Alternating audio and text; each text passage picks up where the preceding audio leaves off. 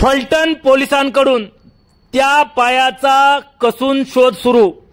फलटण शहरातील ring road नजीक D.Ed चौकाशेजारील प्रेमाचा चहा जवळील नवीन बांधकाम चालू असलेल्या बिल्डिंगच्या समोर सोमवार दिनांक 21 जुलै रोजी सायंकाळी 5 वाजण्याच्या सुमारास अज्ञात व्यक्तीचा पायाचा तुटलेला पंजा आढळून आला आहे। सदरच्या घटनेची माहिती फलटण शहर पोलिसांना मिळाल्यानंतर तुटलेला पायाचा पंजा पोलिसांनी ताब्यात घेऊन पुढील तपासासाठी ताब्यात घेतला आहे।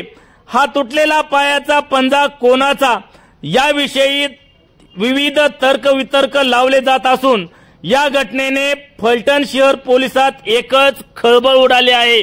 याबाबत फलटण शहर पोलीस स्टेशनचे पोलीस निरीक्षक हेमंत कुमार शहा यांनी हा पंजा कुणाचा आहे याबाबत पोलिसांना माहिती कळवावी असे आवाहन केले आहे।